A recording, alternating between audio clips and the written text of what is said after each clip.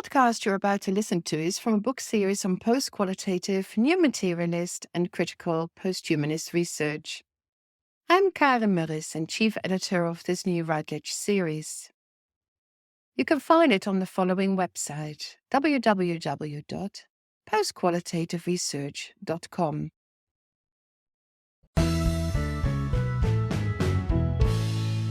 Hello, I'm Tamara Shefer, one of the editors of this volume that is entitled Hydrofeminist Thinking with Oceans, Political and Scholarly Possibilities. I'm Viv Bozalek, also an editor of the book. And I'm Nikki Romano, a further member of this editorial team, and this is our brief introductory overview of the book. Oceans are powerfully political spaces, globally and locally entangled in the violences of settler colonialism, land dispossession, slavery, transnational labor exploitation, omnicides, and wars. There is currently a proliferation of international writing on oceans, on water, wild swimming, and other sea engagements from multiple and diverse angles. Our book joins the conversation about oceans, historical colonial injustices that shape our present, and the increased damaging impact of the Anthropocene and Capitalocene. The book particularly contributes to the growing body of work from critical environmental humanities, feminist decolonial, indigenous, new materialist, and post-humanist thinking with oceans and bodies of water.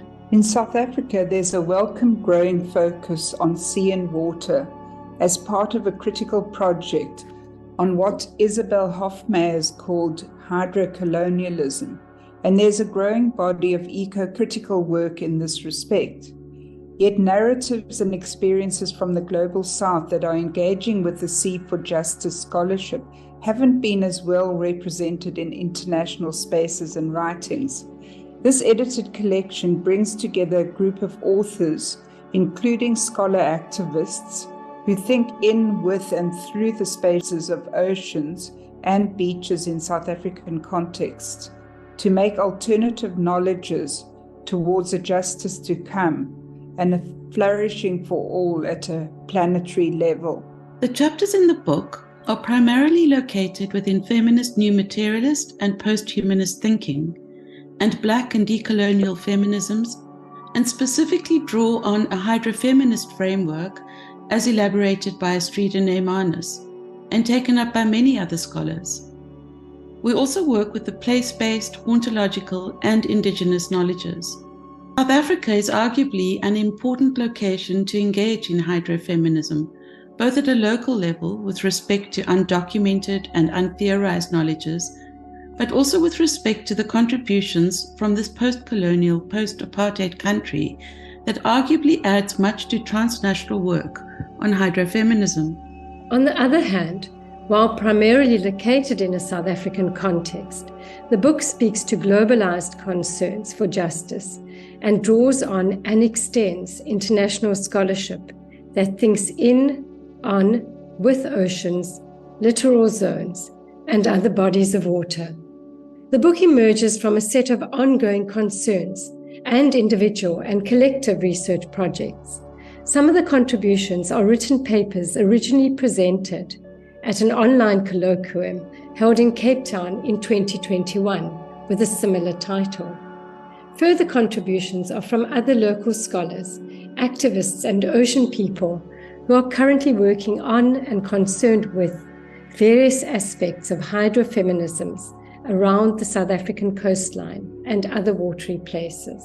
The book takes up 3 entangled thematics that run through all of the chapters, albeit through different lenses and with varied emphases.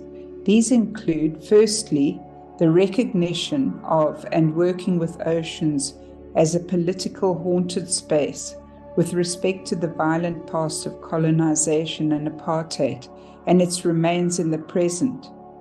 Secondly, a deep sensitivity and engagement with oceans and hauntings of the present and future, of global environmental damages and challenges. And thirdly, an appreciation of the ocean and beaches as spaces of possibility for individual and community healing, transformation, Pedagogy, Alternative Scholarship, Activism, Justice and Change. This book brings together just a handful of some of the inspiring thinking and practices that many critical scholars, artists, educators, practitioners, and activists are currently engaging in through oceanic watery spaces and watery edges.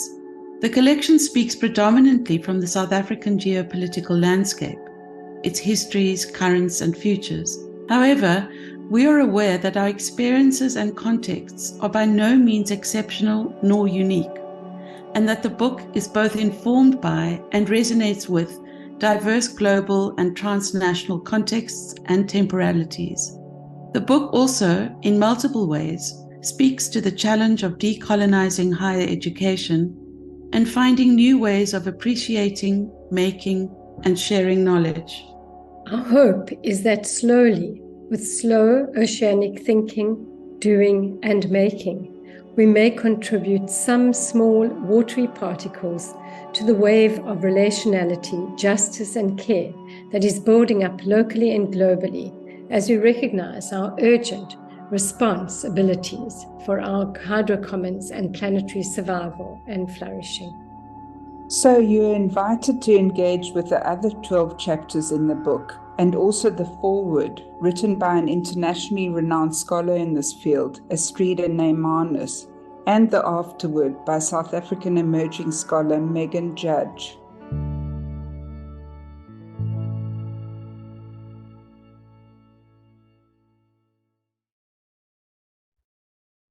Thank you for listening to this podcast.